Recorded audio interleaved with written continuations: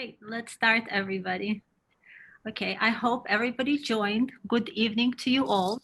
Well, my name is Lana Ektarafi. I come to you from hot and humid Dubai in UAE, but I'm so happy to see so many different faces from all around the world. Thank you so much for joining us in this celebration, the Global Day of Parents. It's a great commemoration, and it was a resolution of the United Nations in 2012 that has come up with it. Today, we're meant to honor our parents, our families, and show our appreciation to this toughest, roughest, but most important and fulfilling job of all, parenting. This evening was made possible by Lifology.com, which is the world's most comprehensive career development platform designed to help teenagers navigate their career choices and reach a life of happiness, fulfillment, and purpose. Lifology is also a Guinness World Record holder in the arena of career development. We have offices in London, Dubai, Trivandrum, and have partners all across MENA region as well. We also work with numerous governments in the Great India, and we are the official partner of GEMS Education in the MENA region. Our education technology startup has made many significant advances in transforming the way the new world chooses a career. So on the agenda today, we are together for 2 full hours, and we have with us experts from the United States, United Kingdom, Gulf region, and of course, India. We will have an honor to listen to their addresses, as well as participate in a panel discussion and ask them any questions we have. I would like to extend warm welcome to all of our eminent panelists. We have Dr. Marilyn Mace, an Executive Director of APCDA from the USA, Dr. Siobhan Neary from University of Derby in UK, Dr. Jeba Malai, former Principal Advisor for UNIDA, Dr. R.N. Mathur, former Project Advisor to the World Bank, Mrs. Revati Srinivasan, Director of Education of Singania Schools, Mrs. Nalini Ralamakshmi, Founder and Managing Director of the Prominent Parent Circle.com, Dr. Sanjana John, a celebrated fashion icon and a philanthropist, Lakshmi Mini from Global Shapers Coimbatore, an initiative of World Economics Forum. So once again, a warm welcome to you all, and maybe this occasion inspire us to be better informed about parenting and education and career selection, and serve as a reminder to celebrate our families every day. First up, we will welcome Mr. Praveen. Mr. Praveen, as you all probably know, is the founder, head, and CEO of Lifology.com, the world's most comprehensive career development platform. He has been educated in strategic management from the prestigious London School of Economics. He's a rank holder in MBA from University of Cardiff and holds a postgraduate degree in international business law. Trained in so many different disciplines and with years and years of experience in transactional analysis, occupational psychology, business coaching, skills development, Praveen Parameswar has worked tirelessly in revolutionizing career guidance for teens all around the world. But if you ask me, his biggest achievement is being a great parent himself to his 2 beautiful children. And we are very, very excited to have him with us today. Mr. Praveen, the stage is all yours. Thank you, Elena. So, dear panelists and every parents who joined us through the Zoom platform, YouTube channel, the Facebook channel, which is doing live streaming of this discussion, and the students through our dedicated platform. So all the people who join us for this program, a very good day. Thank you very much for joining Lifology at Lifology Global Parents Conclave. As we know, 21st century is the fastest and the most chaotic period ever in the history of mankind. If we open television, newspaper, everywhere, we listen to a lot of negatives. Collapse of industries, layoff by companies, shutting down of businesses, tariff for economics, the chaos in the stock market, and most importantly, COVID-19 now. Everywhere it is a lot of negatives around. But I believe 21st century will be the most fabulous century ever in the history of mankind.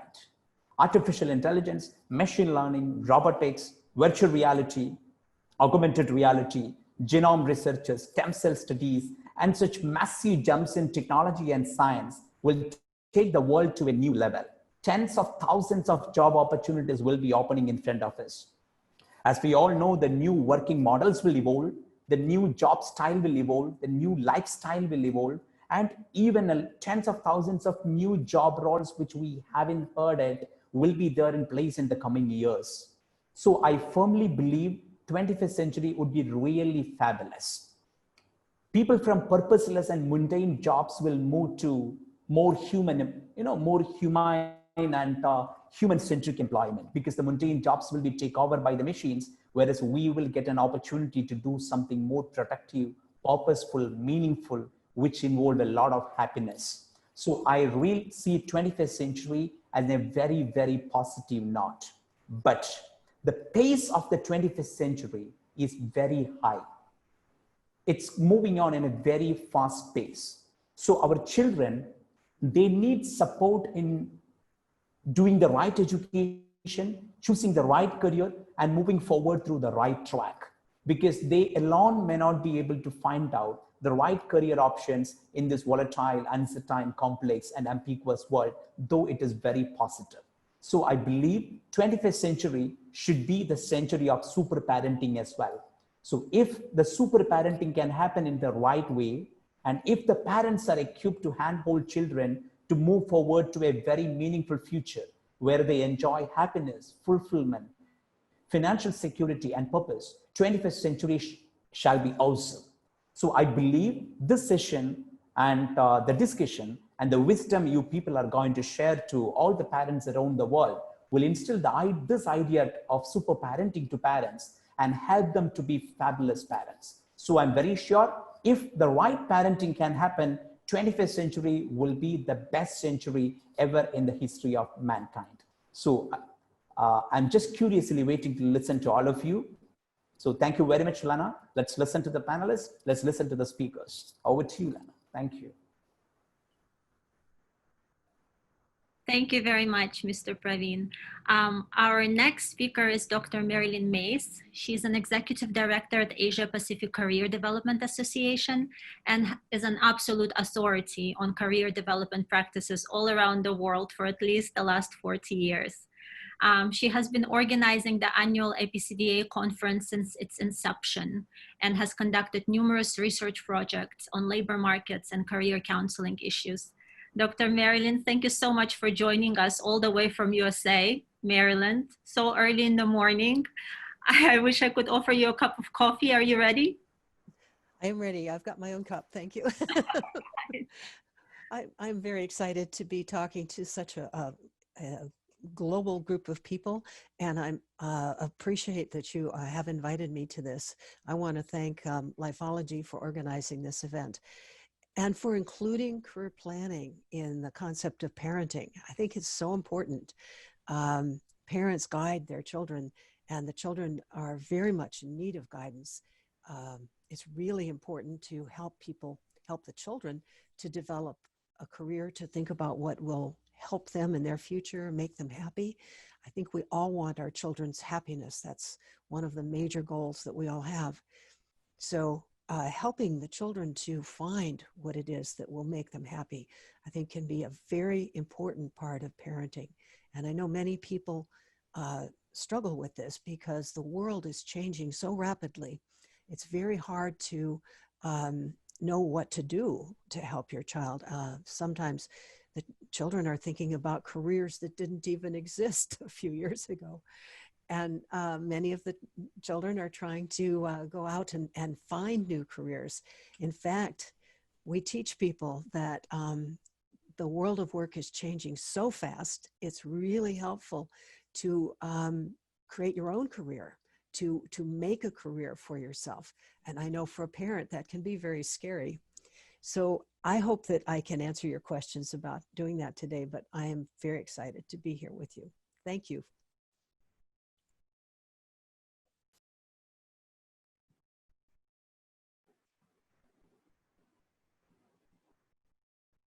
I think, Lana, you are on mute. Yes. I believe our next presenter today is Dr. Siobhan Neary. Yes. And she has a very extensive background in the guidance sector, which encompasses more than 25 years working as a practitioner, trainer, manager, lecturer, and researcher.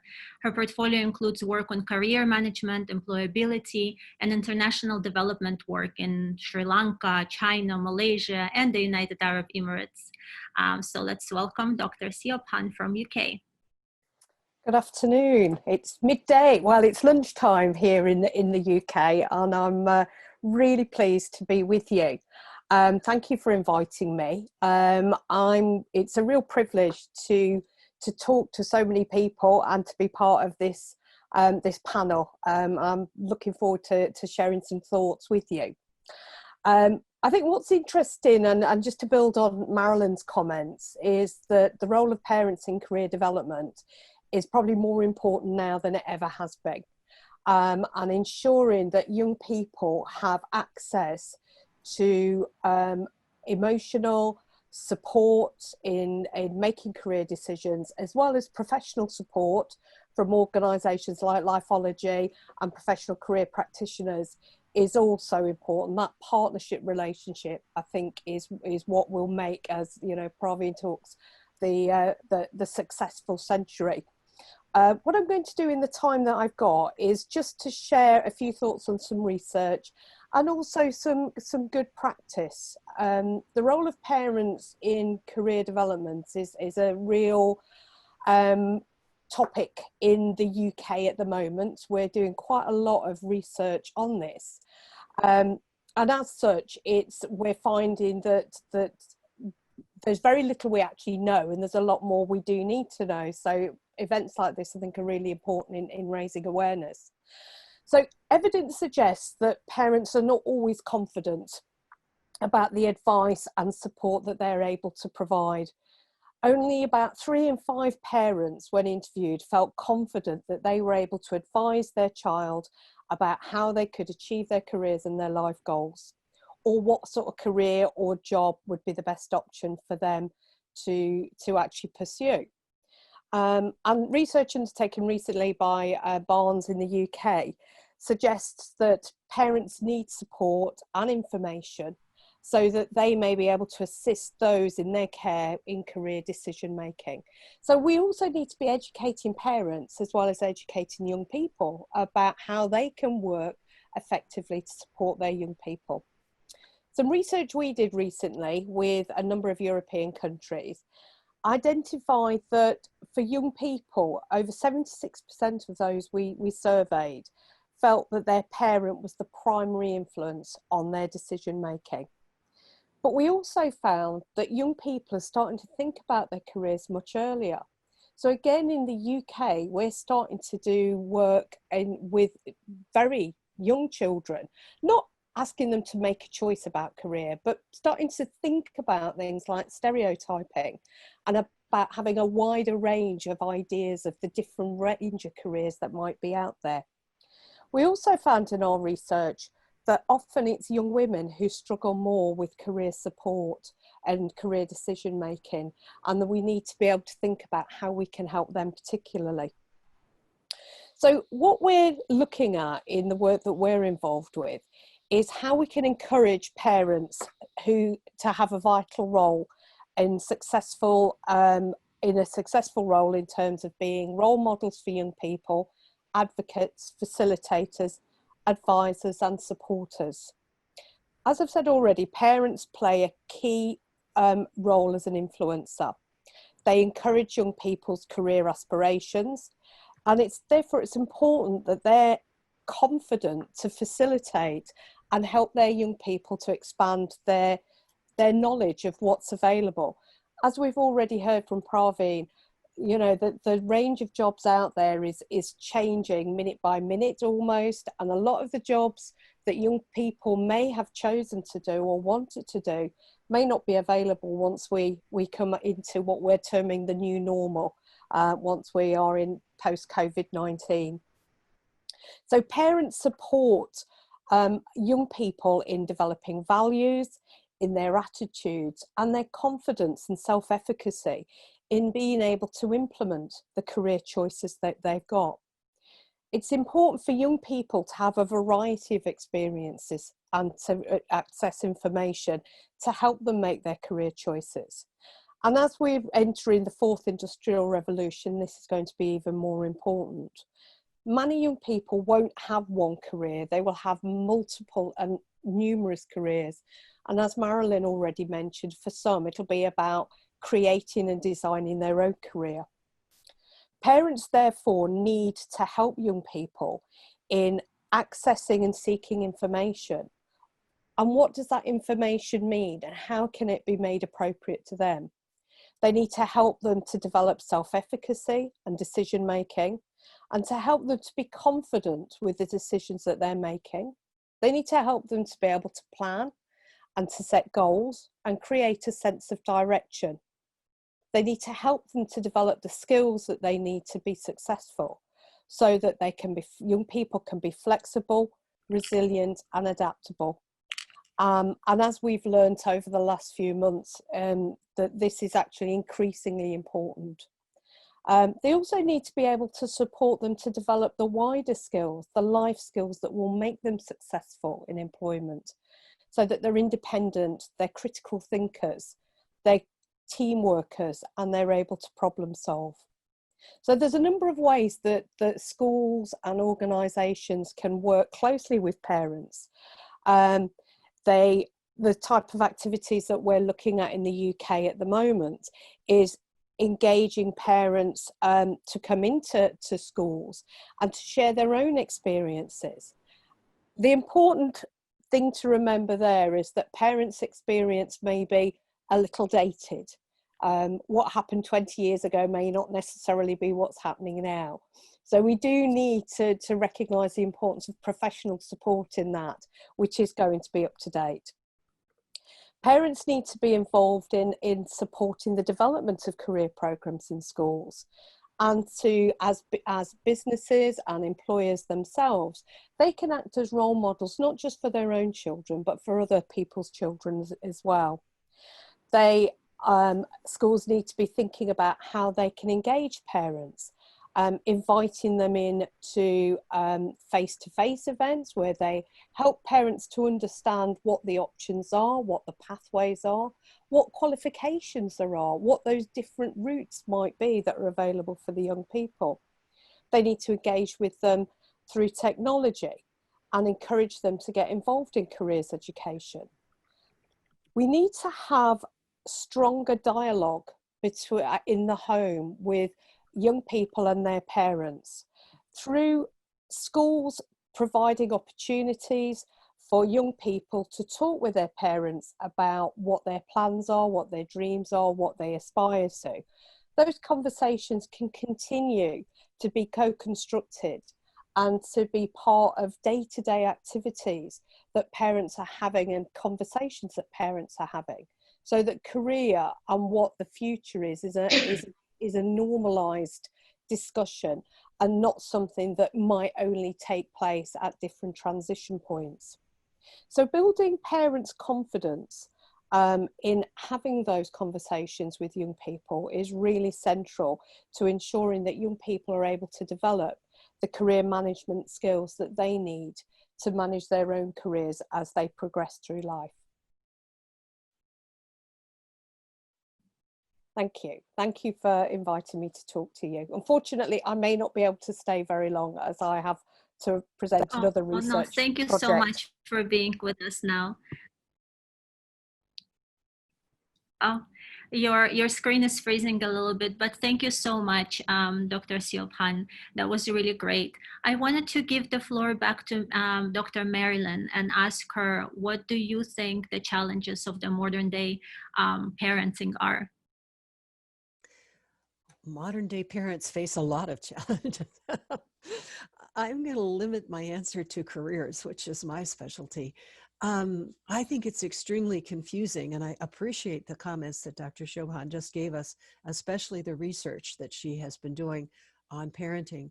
I think that one of the things that came up in my mind while she was speaking is the paradox parents face with decision making. On the one hand, you want to provide guidance to your children, And on the other hand, you want your children to learn how to make decisions. And that is perhaps the biggest paradox in the world. How do you allow children to have experience in decision making so that they can go forth as young adults and feel confident, and yet at the same time make sure that you're part of the decision, that you really do know what they're thinking, and that if they are headed perhaps in a direction you would not approve of, that you could let them know that without alienating them. This is so difficult. It's a very fine rope to walk.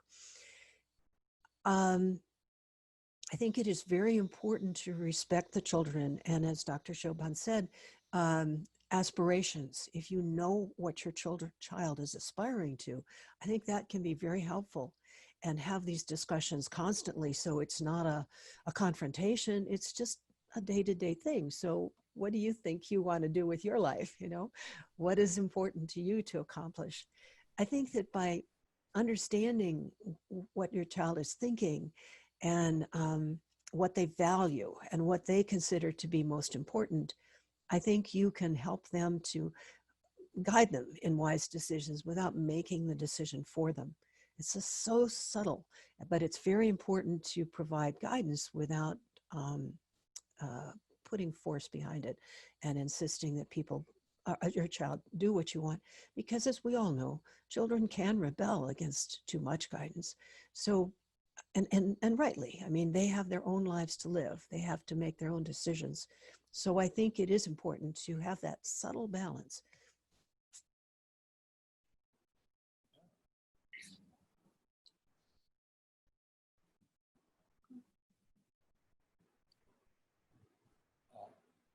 Hi, have you finished? Sorry, are you frozen? It's hard to tell. I'm sorry, I'm finished. Okay, good, good. Well, thank you so much. I will say next time I'm finished. Okay.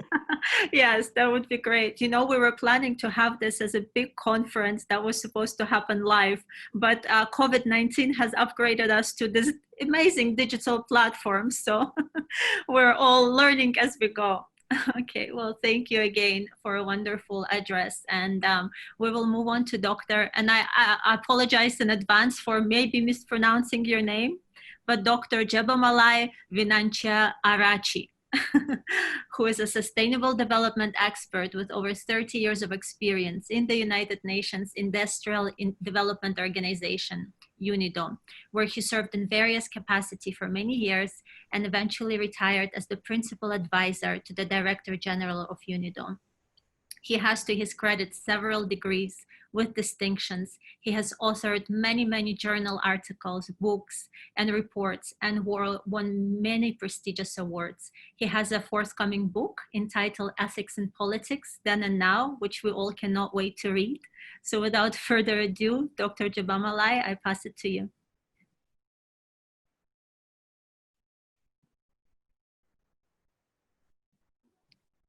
Are you with us? Yes, please go ahead.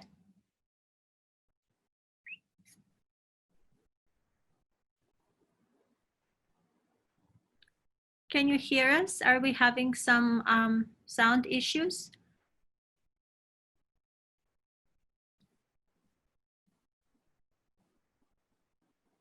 I think there is some problem. Yes, I think there is some problem because we cannot hear. Maybe she has not muted her mic. He is unmuted. I think our tech team is going to try and solve the issue with him directly. So let's give it maybe a minute and hopefully that will be solved. Is he there? I think he'll have to join with the computer audio. Okay. Yes. Do you hear now? We do hear you now. So your headphones were stopping us from hearing you. I'm sorry about that, everybody. So please, Doctor. Okay. With a profound sense of gratitude, I express my sincere thanks to Praveen and Rahul for giving me this unique opportunity. Today we are celebrating Parents' Day as a mark of respect for their commitment to make the children intellectually trained, morally upright, spiritually inspired, and socially committed.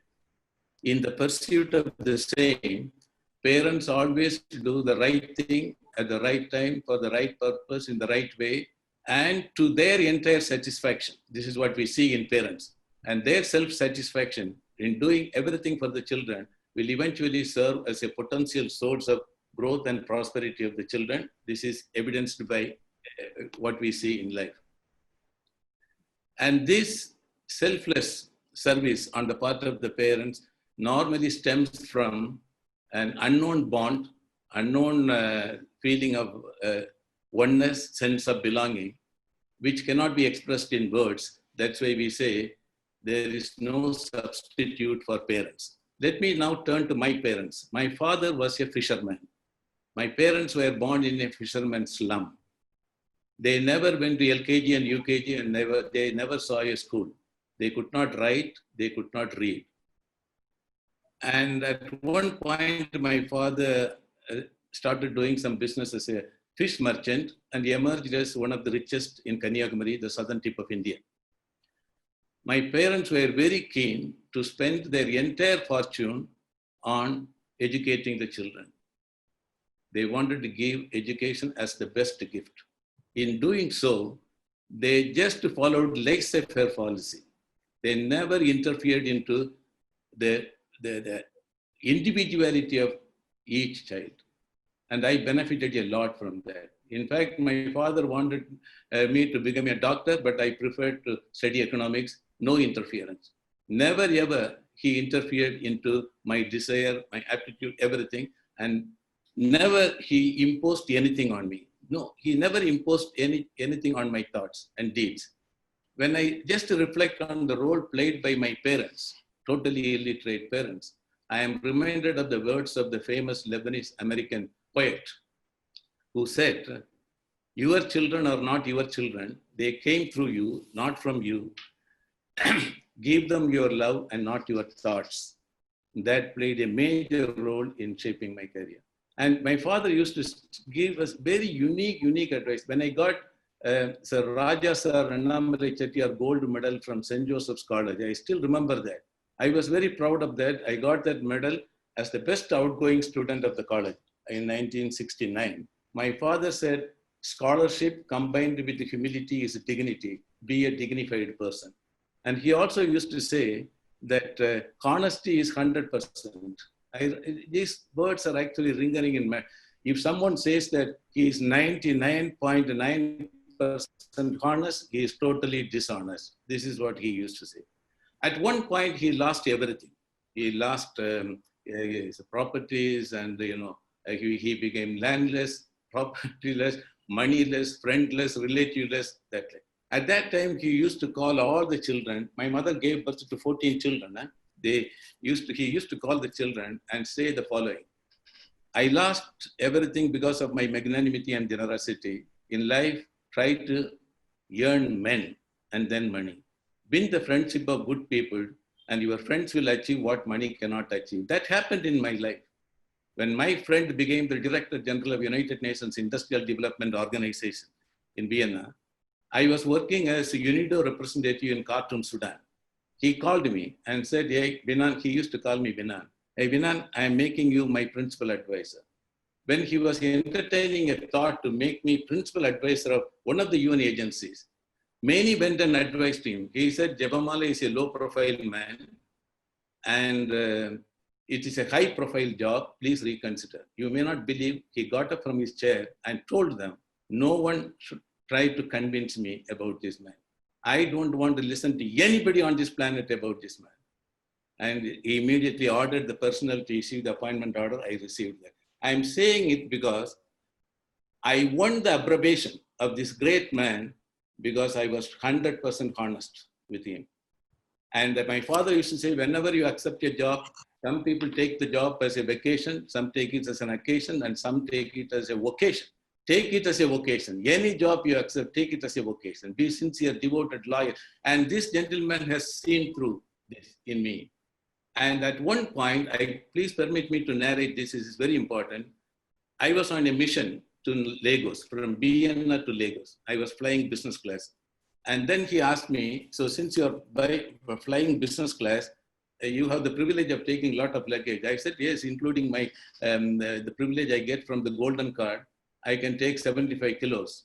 Then he said, can you take 2 suitcases for my family in Lagos? At that time, they were living in Lagos. I readily accepted. When I landed in Lagos, the luggages did not arrive. So after 2 days, the airline came and delivered it at the Echo Meridian. I was staying at Echo Meridian, they gave it to me. And they also gave me $2,000 saying that this is to compensate for the inconvenience caused to you. When I went back to Vienna, I went to him and I told him, hey, I got this $2,000 from the airline. I showed the receipt, everything, because of your suitcase. And the money does not belong to me. It belongs to you. I gave it to him. And he decided to give it for charity. Now, this is a small incident that can speak volumes of one's honesty. Then he was totally impressed. That's why I got this one. And now I replicated the same, what I got from my parents, to my daughter. My daughter was working for the UN. At one point, suddenly she came and told me that she would like to leave the UN and would opt for doing an additional MA, third postgraduate degree in public health policy management. And she wanted to do it in Australia. We are living in Vienna, Austria. You can see the distance. Your only daughter. So I remembered the words of my father. I said, okay, let me not interfere. You do whatever you want to do. She went there and successfully completed. And now she is working as an executive for a firm run by the Japanese, working for World Health Organization, doing extremely well and writing number of scientific articles published in journals recognized by the Institute for Institute for Scientific Information, ISI, journal articles. I'm very proud of her.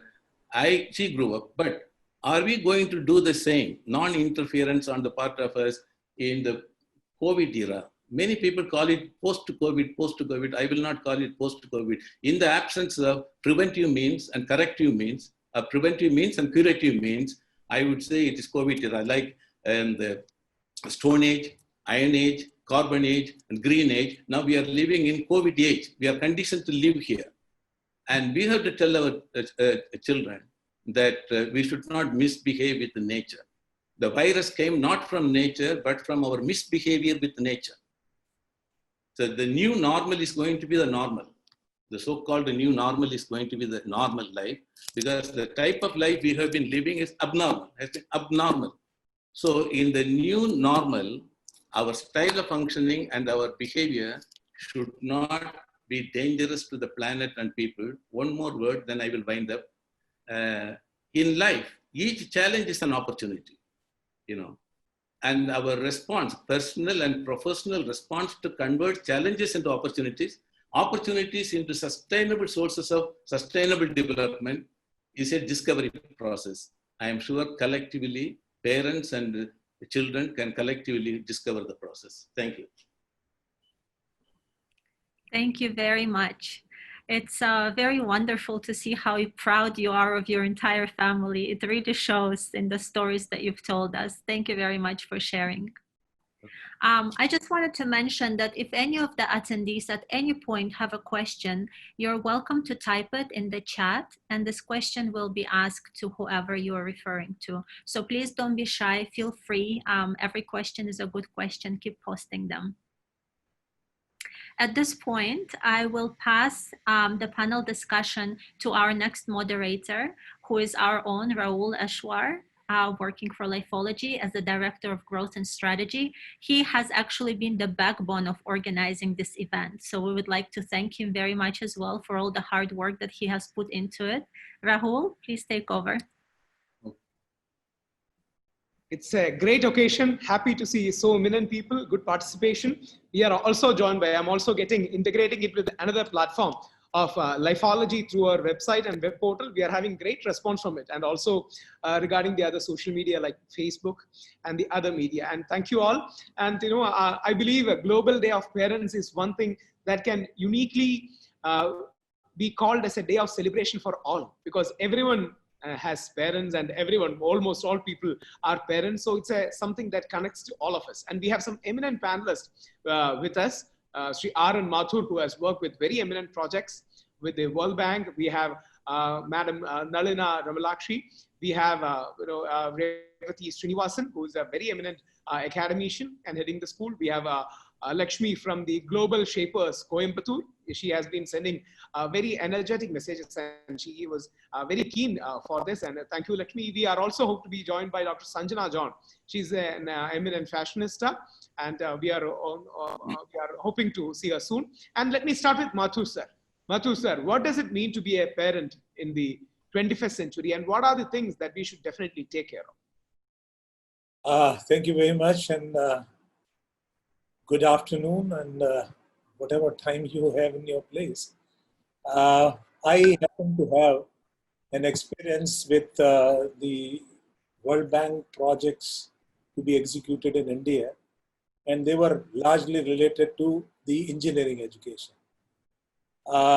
For me, of course, the parenting starts right from the day you become a parent. But at the education side, the child comes to you only after he's 4 or so.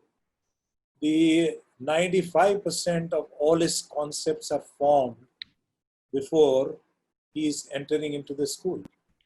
And it has also been said in our education regime that the education that you have formally is far less than what you have informally or non-formally. My task actually started when I started working for science education and with UNICEF and UNESCO, and then I had executed a project on the management education also in India. And well, all these tasks are very, very bitter to be handled, particularly from the point of view of the fact that this country, I mean, say, working in India, as my colleague who has already pointed out, Dr. Zeba Malai has already pointed out how difficult it was that being part of a family where the parents are not educated.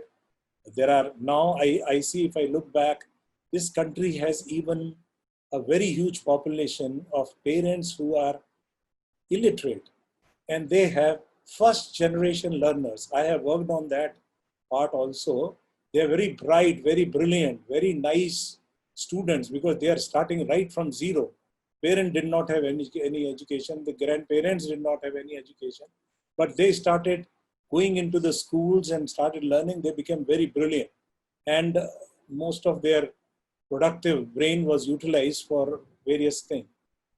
My part started when the fellow comes from the school situation, school environment to an engineering environment like IITs and NITs and places like that, where this fellow has no knowledge of what the engineering is.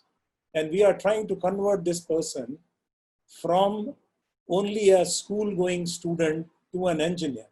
I mean, so the career path he is supposed to have. My friend has also talked about the technology advancement which is taking place in this country and the rest of the world is very, very fast. And in this kind of atmosphere, the parenting becomes a very, very important aspect because firstly, the parents are not aware. Secondly, most of the technologists do not know what the technology is going to be and how that is going to be utilized. Like what we are talking about artificial intelligence, we were not knowing about it even maybe 5 years back. There was nothing like that. And the world is growing with a, with a concept that we are now working on finale designs of items. 380, Airbus 380, you cannot manufacture it and test it in the air and check it whether it works or not. Right from the day one, it has to be final design. So coming out that kind of pressure, see, my observation is, in fact, we've done a lot of studies also, the teachers that are coming for teaching in the engineering institutions, they themselves are not very highly technical. They are not even, I would say, they are not good teachers. Whereas the technology is changing very, very, very fast. So there is enormous pressure that has to come on not only the parents, but the teachers also. So how to educate them, then bring them to a level, because after doing the engineering, they are supposed to go for a career. And career has to be in a wide variety of areas. We teach practically all over the world, except now in Western part of the world. We teach engineering only three: mechanical, civil, and electrical. These are the only three engineerings that we're teaching. The fourth one has come up because of computer. Computer actually is part of the electrical engineering only. So what is happening is deciding about a career and a path which has the skill, knowledge, and attitude of the right order to be a good engineer and to be a good designer or to be a good performer as far as the industrial setup is concerned is a very, very big challenge. Parents are not aware of this. I think my fellow speakers have brought the point forward very nicely, that we need to educate the parents in a very massive manner, and so that they are able to guide the students properly. I mean, some parents don't interfere because they don't know how to interfere. And that precisely was the question. Like Mathur sir rightly pointed out, to Revati Srinivasan ma'am, who is the Director Education, Srimati Sulojana Devi Singhania School, Mumbai. Revati ma'am, and thank you Sanjana for joining. Think of the angel, and Sanjana is there. We'll definitely come to you after Revati ma'am. Revati ma'am, see, this is an issue. Do we want parents also to go back to school? Because the parent is only as old as the child. I have a 3-year-old kid, his name is Yag. So I am only a 3-year-old parent. As a parent, I am only 3 years. I am also in the growing stage. Shouldn't we have some kind of parenting sessions in our schools so that the parents will feel more positively involved and less intervening with the students, but positively involved?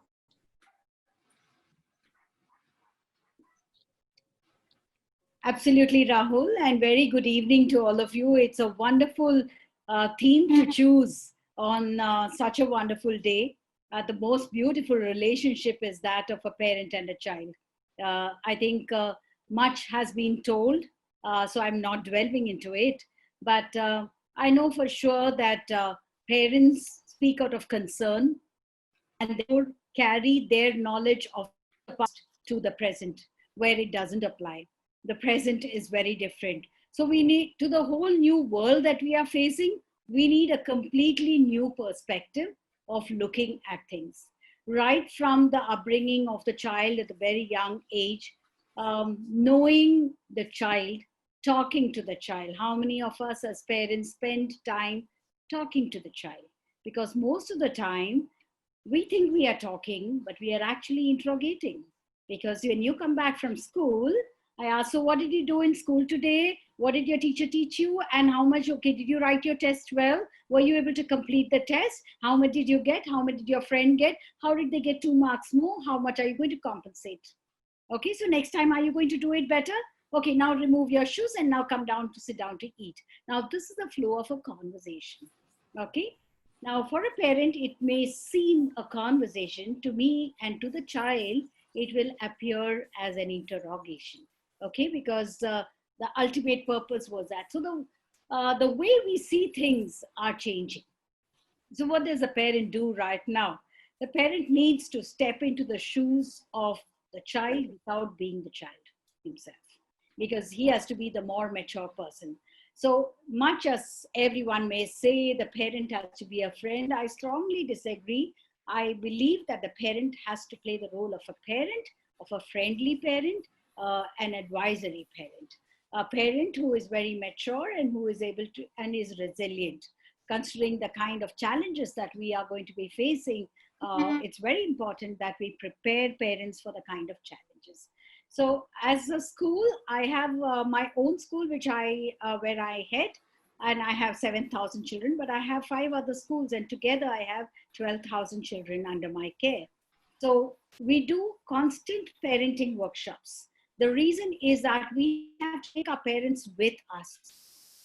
Talking about a school, you're defining the school's culture. And in the school's culture, everything centers around that child. When you go back to the home, there is a home culture. Everything around the home centers around the child. Whether you're going to go out the next morning, this is absolutely dependent on whether the child is going to get up early morning on time. So, the whole life for us is going to be revolving around the child.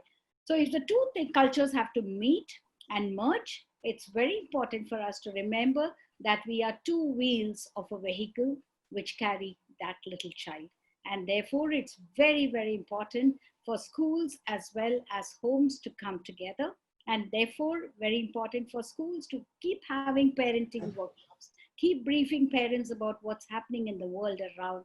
Above all, I use this word, say, talk, talk, talk. And that's not question, question, question. It's just talk. Because opening up the minds is so important. It's so important for us to make the child free. Yes, I'm there for you. But at the same time, being able to make the child understand his emotions and parents to understand the child's emotions and vice versa. I would want that kind of understanding that we all have at our workplaces. We just don't throw tantrums. That's exactly how our homes should be. And that's exactly how parents and the school should march, together. So holding parental workshops, telling them about the changes that are happening, the fabric of the society is changing. So parents must know that. And many times that I have personally noticed in my 35 years of experience is that parents are lost sometimes. So they want help, but they don't know how to ask for help. So I think it's so important for us to take them along as a part of it, not saying, hey, you need help, I'm going to help you. Not at all. It's just that I'm a friend, you are a friend, let's come down together.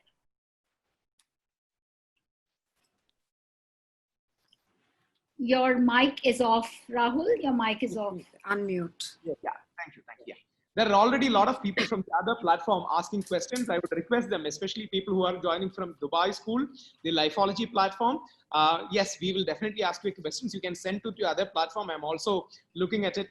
That's the reason why you can always see me looking to the side, because I'm also taking care of the other platform. We will definitely have the expert words. And who better than to talk for parents and as a parent than the founder and managing director of Parent Circle, Srimati Nalina Damlakshi. Ma'am, I know parents, as rightly told by Revati ma'am, sometimes we are lost. Sometimes we do have concerns, questions, but kids are the greatest gift from God, but without a manual. For everything else, we do have a manual, but not for the kids. So what do we do? How do we seek expert help? What are the things that, what are your experiences, and what are the things that a new age parent can learn from you? Thank you for inviting me to be a part of this wonderful panel. Some wonderful discussions going on parenting, especially on this parenting day, which is a very special day. And we at parentscircle.com, we've been at this business for 9 years with the goal of trying to make parents aware. We want to make parents aware what an important role they play and how they really have the power to make the world a better place for their children, a place where their children can really thrive. And we all know that the first teacher, the first person the child comes in contact with is the parent. And, and neuroscience, today the latest studies in neuroscience also tell you that every child needs one person, at least one caregiver that they are really closely attached to. They have a secure attachment with that caregiver.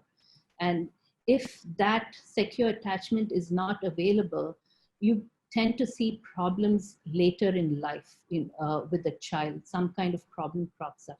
So that secure attachment is very essential for the child to grow up to be independent, confident, to be able to make decisions and comfortably go and explore the world around. So, but when it comes to parenting, I think we all as parents want the best for a child. At any given moment, we are trying to do what we know and what we think is best for the child, right? And I've talked to many experts, parenting experts worldwide, and the one consensus we all come to is that there is no such thing as a perfect parent, right? So how much ever we try, we make mistakes. We try our best, but we make mistakes. And that's okay to make the mistakes. What is essential is, even if we sometimes yell at our child, not meaning to, or we are harsh with our child when we don't really mean to, because we may be upset at that moment about something else, it's okay to go back and talk to your child and let your child know, make repair with your child and go and reconnect with your child. And I think a key thing to parenting is not trying to be a perfect parent, but trying to create these many, many small perfect moments with your child. And one way that to do that is to build a strong connection, a strong connect with your children. And what do we mean by a strong connect with your child, right? It is not just being present, not just, talking to your child, but really attuning to your child, really knowing what your child is going through. If your teenage son walks in, and just by looking at his body language and the expression on his face, can you understand what your son is going through at that moment? Are you ready to sit down and listen to him, right? How often, I have this own experience with my own children, right? Often they'll be trying to tell me something, they'll be talking, and I would interrupt and start giving my advice and trying to help them and say, why don't you do this? Why don't you do that to take care of yourself? And then, often my children, they remind me, they said, Mom, we just need you to listen right now, right? And a lot of the time, they just want us to listen to what they're trying to tell us. And it's so important to build that connection and that trust with your child going forward. So later in life, I've heard, I think Dr. Marilyn beautifully brought out how it's a delicate balance that we parents strike on how much guidance do we give to our child and how much independence do we need to give to our child, right? We're always treading that fine balance. And, it's okay to slip once in a way, but can we get back on that balance beam and try to do what's best for our child? And, so beautifully she said also that, how much when it comes to career choice and career development, what they want to do in life, how much do we guide them and how much do we let them make their own decision, right? So I think, again, it comes back to listening to them, listening to what they're passionate about, listening to their interests, listening to their concerns, and giving them exposure to to different types of careers, trying to attune to their feelings and their emotions, right? What is it that drives them, and trying to guide them by listening to them. I think that's very essential, and that's one way we can try to strike a balance by just asking probing questions, why do you think you want to do this? Have you looked at something else? Why do you, what is it that makes you excited? Is it working with people that makes you excited? Is it working with sitting in front of the computer that excites you? What is it that drives you? Having the conversations, making them think for themselves. And I think that's where we can support them and, not just take over and make decisions for them, but rather just hear them out and ask them probing questions so they think for themselves and come to the right conclusion for themselves. Absolutely. Thank you, ma'am. And the panelists, definitely all the participants can, through the chat, ask the questions to the panelists. Mr. Sharad Chandran and Asha Kuriakos are technical in charges. They are taking care of the questions, and they would also want to ask that one particular question by Mr. Pasha. Mr. Pasha asked a very important question. There are a lot of negativity, evil in the world. How do we, how to keep our society safe from the evil, and how not to influence it to children is a very important concern, because we are living, and the right person who could have answered that was a panelist today. Unfortunately, she couldn't join us. She was Princess Hind Al-Qasimi, a very famous businesswoman and philanthropist. She couldn't join. She has messaged and her regards to all of you. Maybe that right question, the person to answer that would be Dr. Sanjana. Dr. Sanjana has been really spreading a lot of positivity, and she has arranged a lot of webinars even in this COVID times. I was privileged to be a part of some webinars where even our former Supreme Court judges, eminent singers, movie stars, fashion icons all participated. And Sanjana being a philanthropist, Sanjana, it's a reality that we live in a world of negativity. Maybe because of social media, the negativity gets highlighted. Maybe we talk too much about negativity gets highlighted, but nonetheless, we all knew the world has a lot of negativity. So we are concerned about how that evil of negativity not to fall on our children, whether it is online negativity, whether it is aggression, bullying. So what would be the right way to counter digital toxicity or negativity also to our children? First of all, Rahul, a pleasure, and thank you for inviting me to be a part of this panel. Happy Parents' Day to all the parents out there. I'm not one, but I do have a lot of puppies who are my babies, so I totally relate to them as my children. And I tell all my friends who have children that they make much better kids than the real kids, because the real kids are judgmental. The real kids actually are selfish, because if you don't give them what they want, then they turn around and they dislike you. Because I've seen my friends' kids, the parents give everything, and the minute they say no to something, I hate you, you're the worst, I don't want to be with you. And I'm like, you know what, my puppies are so much better. But jokes apart, kids will be kids. And I think a lot of times being a good parent is, of course, being a kid yourself. My best friends are kids. In fact, my nieces, my nephews, I love them. And I think more than anybody, they relate to me because I don't have kids of my own.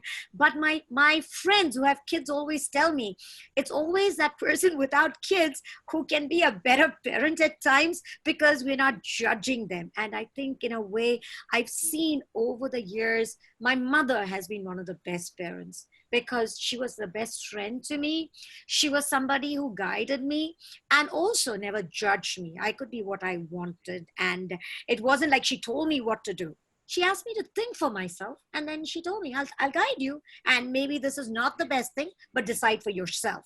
So in my perspective, whenever I go to talk, and I've been to, innumerable schools and colleges and spoken to children and young adults, and I treat them with the same maturity level as I would, the seniors out there. But on that same note, to the point that you addressed, the evils, the necessary evils which we are dealing with is one that we're sitting in front of right now, the internet. Because kids nowadays, everything is a click away, and they have access to so much. They have access to, unwanted information. They have access to, videos that they shouldn't be watching. And even with parental guidance, there is still a lot of censoring that we need to do. In fact, I've been talking about this. I'm part of the censor board out here. And I tell them, how do you censor things, especially with kids on the internet? Music videos, I mean, they're just as bad. How do you, restrain them? The video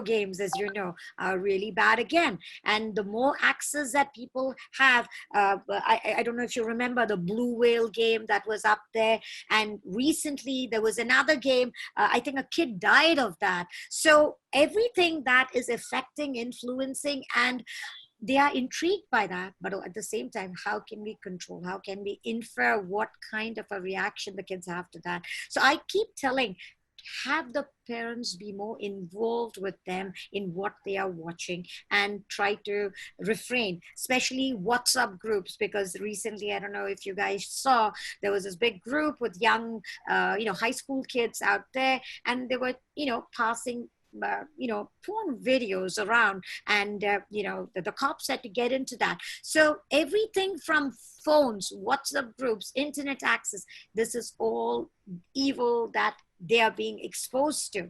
Now, as long as you are open enough to discuss certain things, and I think a lot of parents don't, especially in India, we're still very, I would say, concerned with what we talk to them and how we talk to them. I think it's important. Discuss anything and everything where they can come and discuss that with you. And I've been dealing a lot with young adults and drugs. And again, this is another important thing that we need to let them know, from snorting to sniffing to whatever that they could, what could happen. It's not by telling them, oh my God, I'm going to kill you, I'm going to destroy you. No. Talk to them, make them understand why it is not right. So the evils around sometimes come from the peers. It comes from, and I still remember when I was studying, a lot of my friends would try, and it would be like, just try it, it's okay, just you can get over it. And I always remember I had a mom that I could talk to, so I could come and tell her, hey, by the way, what do you think? And she always told me, I can't stop you, but I can tell you, listen, don't try it, because you know what? You might get hooked to it. Once or twice you think you can get away, but then before you know, bam, you're in, and then you can't get out.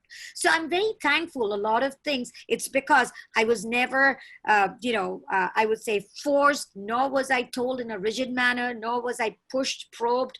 Never. So I think, I feel, especially in today's world with the youngsters, they all have a mind of their own. They know exactly what they want to do. You could tell them all they want, but they will still do what they want to. So you gotta, I guess, put it in a better way, why they shouldn't, make them understand. And maybe that's why role models are good. I've seen that a lot of kids listen to young celebrities that they like. And if the message comes from them, they're more open to listening to that. So I've tried a lot of different approaches, getting the right messages to them. And at the end of the day, we should definitely treat them and open their minds to understand why not, versus, well, this is what's going to happen and we are going to punish you. It's not, I don't think it's about punishment, but it's about making them understand. That works much better, according to me. And definitely, we have a lot of questions for the panelists. We will, after talking to Lakshmi, who is a representative of Global Shapers Coimbatore. Global Shapers is an initiative by World Economic Forum for the people who are below the age of 30. And Coimbatore, like you have seen, we have people from all the major cities joining India. We have from Delhi, we have from Mumbai, we have from Kerala, we have from Bangalore. And Coimbatore is perhaps the most important educational hub, one of the most emerging spaces of education in Tamil Nadu, not only in Tamil Nadu, in the whole of South India. And we are proud to have associated with Global Shapers. It's a great initiative. Lakshmi, the new age parents, you are the right person who can point that out. She has also talked to her friends. She was very energetically and enthusiastically conveying their feedback. So, are the modern youngsters, are they having some apprehension in becoming parents? Do they believe in that idea of parenting? Or at least some people say, the whole, the entire edifice of the family structure is either evolving, changing, or being destroyed. How do the youngsters see it? You as a young parent and a youngster. Yeah, Rahul. Actually, before I start, I want to wish every parent, especially my parent and every parent on earth, a happy Parents' Day. And I know one day in a year is not enough to appreciate the effort of parenting, but I think once a year we can be vocal about, the efforts that we put in. So, like what Rahul, you asked me, I think I have framed everything in my speech ready. So it's like, I believe that the modern age parents, what they face is like, they're being judged a lot. Okay, so is it like, there are like even various papers on parenthood as crisis. So we young parents have got something to tell the ones out there who pour us with all the messages. For instance, I don't want parents to compare themselves or to compete themselves or even judge other parents or being prone to judgments of others. This is like my one request. And as young parents, I believe that, we are we are not actually scared of parenting. Okay, it's we are more into, we don't want to be an alien to our child. And we are more trying to be of, just like Dr. I think Javamalai told, so we are like becoming a part of them. We want them to dream just like we do, but we don't want to be their navigator. And we are like nowhere scared of being parent. I don't know from where you got this, but no, we are not scared of that. And yes, And right now, especially during this pandemic, I think, fear is definitely there in our mind. But what I believe is that a child mimic what we do. So instead of teaching them things, I believe that we can lead by example. That's what I believe. And Rahul, what was your other question? I just missed it, I think. No, I think you have answered it really well, because whenever we interact to youngsters, some people at least, have a different idea. They, rather than coming to families, especially even in India, you can see many supposedly new gen people are having a reluctance to come to a system. They believe parenting is very commitment. You have to get committed. Of course, they won't know the pleasure of parenting. Rahul, I'll tell you one more thing. Actually, when you are more into your career, and especially the new age parent, it's not about the mother controlling the child or the father. Parents need both mother and the child, and mother and the father. So, and one more thing, what I've noted is like if the modern age parents, if they are vocal about their issues. For example, I attended an interview and the interviewer was like on call, and I told him directly, I'm working from home and I've got 2 young kids. Please don't mind if you hear background noises. If you mind, then you can call me later. Okay. But it's like always be transparent. You have to accept it. If you're a parent, just don't take it as a burden. Just, just live with it and let your career, everything just gel with it. It's not a crisis. You wouldn't believe, I've heard in a TED talk that there are books, there are hundreds of books on parenting. There are even papers published, like parenthood as a crisis. I really don't understand why. It's all, in your perspective. And I've written a few lines, Rahul, that I had shared with you. Am I allowed to just share it? Yeah. And after that, we will take up the questions. We will have one more round for everyone. It's just 2 minutes. Okay, so on this Global Parents Day itself, and thank you Lifology for inviting me over here. And I would like to dedicate a few lines to all the young parents, especially out there. Okay, so it's okay if you woke up a little late than usual. You deserve that extra sleep. And it's all right if you couldn't bake a birthday cake on your child's birthday. A warm kiss, a love you message, and maybe playing hide and seek with your child weighs more than that. And it's all right if you're not an Instagram-friendly parent who updates everything on social media. You don't need, to prove that you're a good parent to anybody. And it's all right if you can't teach your child the way others do. Just try your best, and maybe, the child will turn out to be an independent person. And it's okay if people say that you need to do this, you need to do that to be a perfect parent. Well, understand that we all are human and no one's perfect, just like what ma'am told. It's okay if you lost your cool with child. Apologize to your child. Saying sorry won't take, much of your time, and maybe it'll do a blessing to your child. It's okay if you're confusing tons of books on parenting. Remember, you are the best author when it comes to your child and when you are the one who's doing the parenting. It's okay if you find it difficult to manage your career and your family. You are a human, you're not a machine. So chill. There are many who feel the same. Okay, so in short, if you're a parent, just remember to keep your worries at the bay. Enjoy every second with a little minor version of yours. And no competition, no comparison, no judgments, and don't be prone to judgments. And I want to say that being a mother of a 5-year-old and a 3-year-old, I have actually found the secret to become a perfect parent. Guess what? I found that the secret is to stop trying to be a perfect parent. And ma'am has actually told exactly what I had in my mind, even I've realized it. There's nothing like, good parent. People are out there judging you. They'll tell that you didn't do this, you didn't feed your child this food, it's not nutritious, you're not a good mother. This is what we young parents are facing. But let me tell you, dear young parents, don't bother. You are good. If you believe your actions and action is going to do only good to your child, if you love your child, then that's it. You needn't bother about anybody. You are best. You are on track. Thank you, Rahul. Lakshmi, one word from me. I think you are in the wrong place. Instead of World Economic Forum's initiative, you should be in World Literary Forum's initiative. Especially in the Utsav, we missed that particular, prose, poetic kind of thing, and you beautifully articulated it. I actually, bring it in everything. I mean, I love writing. And I'll tell you, Rahul, actually, people are there, like I am into media also, and I love to be a movie director someday. So when I approach the directors, what they tell me is like, if you really wanted, if you have got so many big dreams, and if you wanted to be a director or a writer, then why did you choose to be a parent? I want to ask, I'm working from home for 7 years. I'm a mother. It's my decision. I'm not saying that I'm right or wrong. I don't want anybody to judge me. But who is like, why should somebody tell me that I am wrong by, choosing parenthood? I'm not treating this as a burden. I feel happy to see my young child. You know, if you see my walls now, due to this COVID thing, my kids are not going out. I've actually allowed them to draw on the wall. Let them be an artist. And I'm not forcing them to become, doctors or engineers. I even asked my child, what do you want to become? She keeps saying from switching to, in kitchen, something like that. I mean, my mother, she always did that to me. And I am actually following that. I want my child to become someone, an intellect, and be, the holder of her own dreams. Yeah. Thank you. Please remember, I have including to our panelists.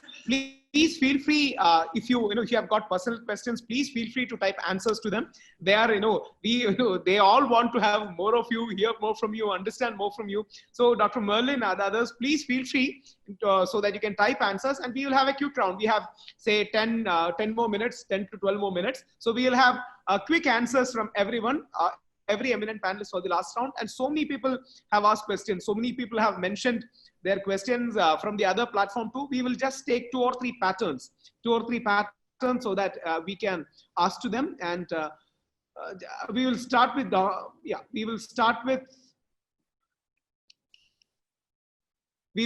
Mathur sir. Mathur sir, yeah. So please give us two most important things that a parents should do. That's a very practical question. Two most important things that teenage parents, so the question was regarding teenage parents of teenagers. Yeah. And say parents' intervention is very, very heavy when it comes to the school situation. There is too much of pressure which the parents are causing. Am I audible? Yes. Yes, and we have done a small study, particularly that of the engineering students. When they come to the semester 1, most of them do not cross 100%.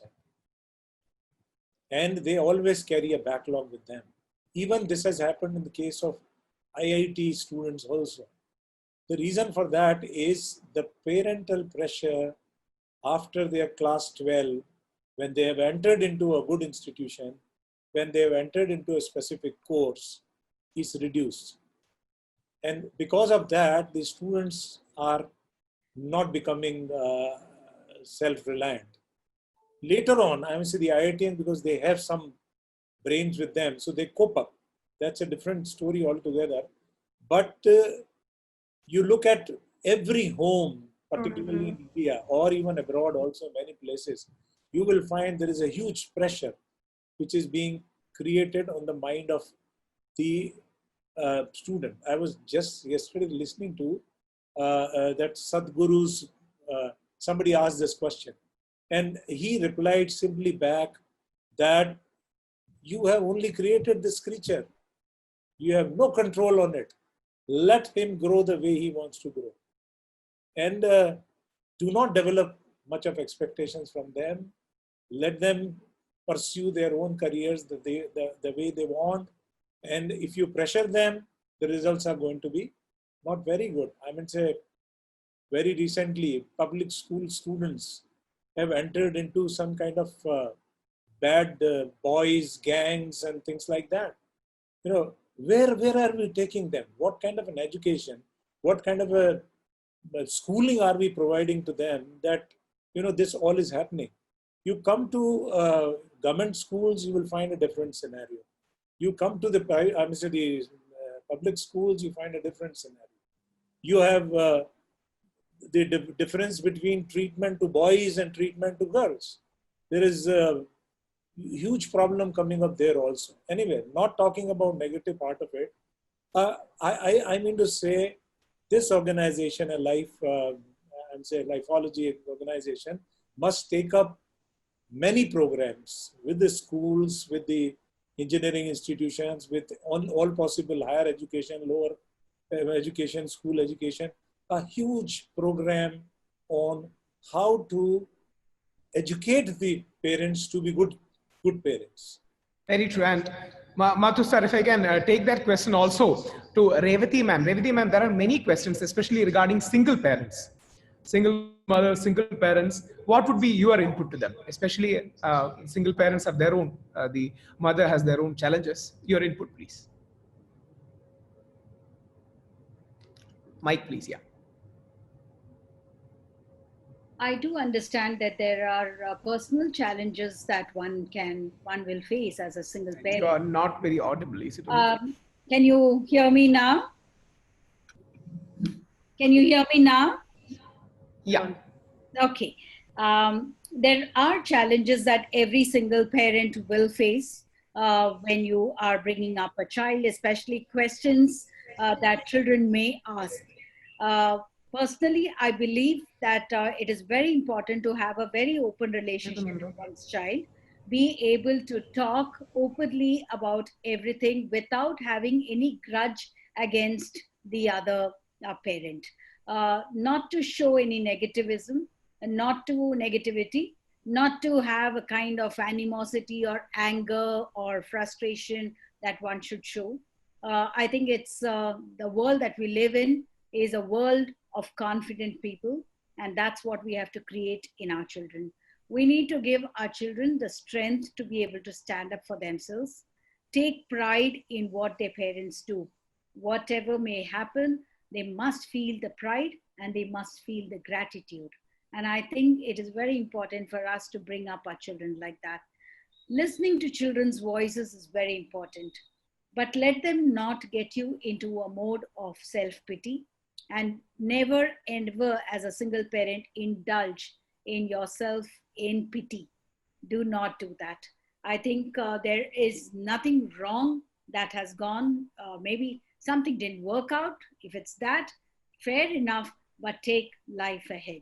And I think it's important to have that kind of positive attitude to be able to live life. Otherwise, our children will grow up with a lot of negativity, with a lot of mistrust, and not having faith in others. So I think to have a very healthy society, it's important for us to celebrate life as what it has offered to us. There is always a brighter day. Today was not your day. Tomorrow, it's your day. That's the way I would want you to see it. And the other thing that I really believe strongly is to express yourself. If you are very sad a particular day, or you feel a little low, it's always nice to tell your child, okay, would you mind doing some reading, or would you mind playing by yourself? Just give me 10 minutes. Or you've had a frustrating day at work. It's perfectly all right to say, I've had a bad day at work.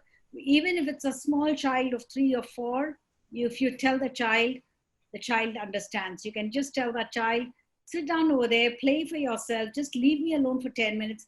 Give me 10, 15 minutes and I'll be fine coming back to you, and get back to your normal as early as you can.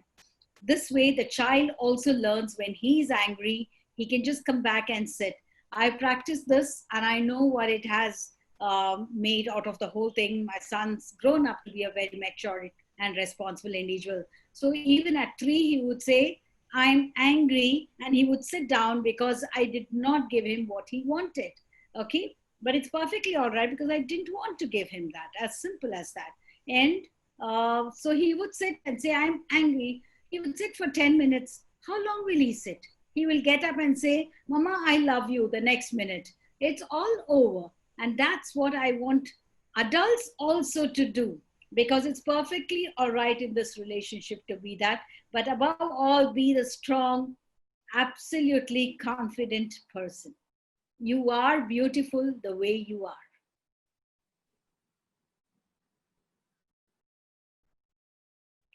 are. You are muted, Rahul. Yeah, we still the end questions with Dr. Jebamale and Dr. Melin Mays, the most eminent of us. But before that, there are many questions. I would like to take this question to Nalina Ramalakshi ma'am, where Mr. Gabriel asks regarding career guidance for kids. The kids themselves are confused. The parents are also confused. So as parents who want to guide their children more meaningfully into their career, what are the things that they should do? I think when it comes to career guidance, it's important to, again, listen to your child, understand what your child's passions are, be attuned to your child's emotions, and understand what their passions are, what their interests are, and try to guide them accordingly. right? It isn't about telling them you have to do engineering because that's where you make the most money, or becoming a doctor or something like that, right? But trying to understand, do they like working with people, or do they like solving problems, working with a computer? Do they like to design things, right? What is it that drives their passion? What is it that drives their interest? And then basically exposing them to various careers, right?